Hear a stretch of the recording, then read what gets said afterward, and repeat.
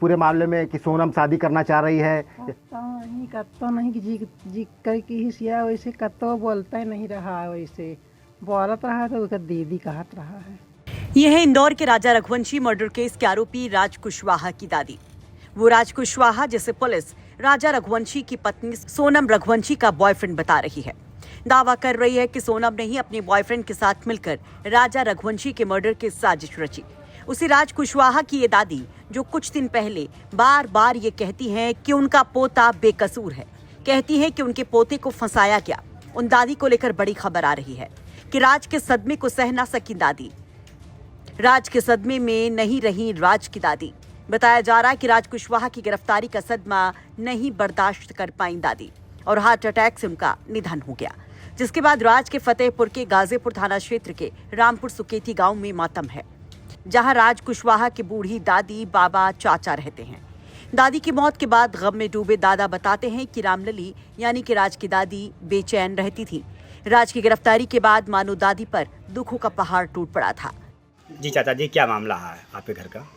मामला का हमारे घर क्या है, हार्ट अटैक हो गया नाती को हिमा, तो यही से मृत हो गई उनकी।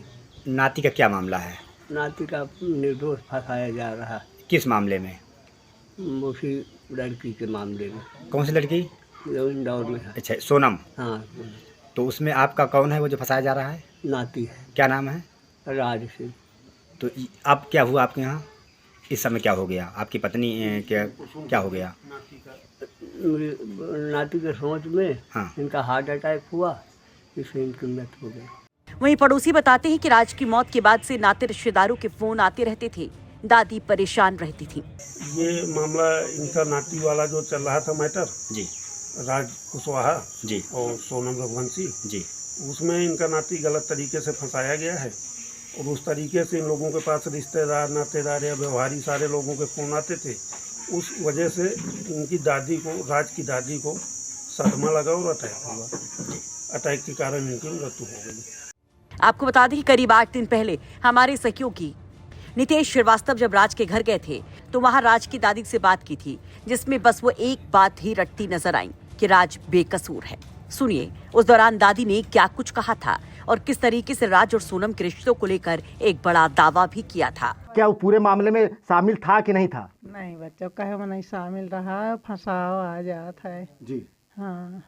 कितने दिन पहले यहाँ आया था? क्या बताया, कुछ बताया था आपको इस बारे में? नाव नहीं लियात रहा कि कत्तो इंता की चीजन के वो ना लियात रहा हो लड़का, कत्तो नहीं। हाँ। कैसे जानकारी आप हुई कि उसको इसमें उसका नाम आ रहा है?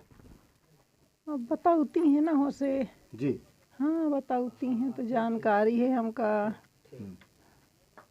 हाँ, नहीं करत का। परिवार में कितने लोग हैं?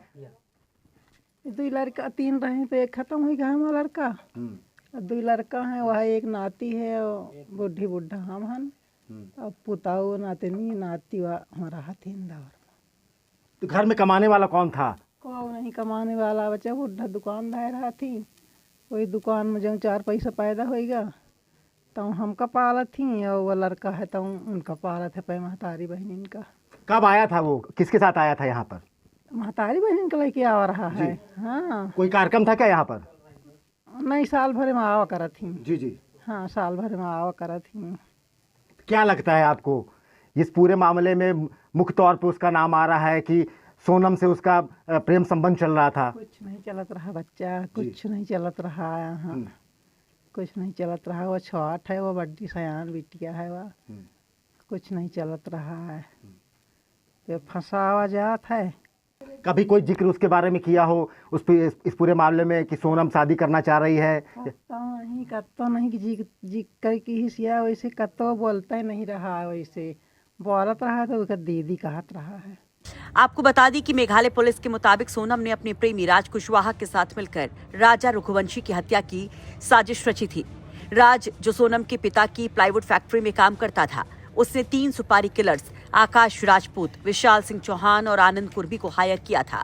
23 मई को राजा की हत्या कर उसका शव झरने के पास खाई में फेंक दिया गया था। 2 जून को शव बरामद हुआ था और 9 जून को सोनम गाजीपुर में पकड़ी गई थी, जिसे मेघालय पुलिस ने ट्रांजिट रिमांड पर लेकर जब पूछताछ शुरू की तो कई खुलासे अब तक हो चुके हैं। परिजनों के मुताबिक राज कुशवाहा बचपन से अपने पिता के साथ इंदौर की फल मंडी में रहता था। 5 साल पहले राज के पिता की मौत के बाद राज अपने परिवार का भरण पोषण करता था।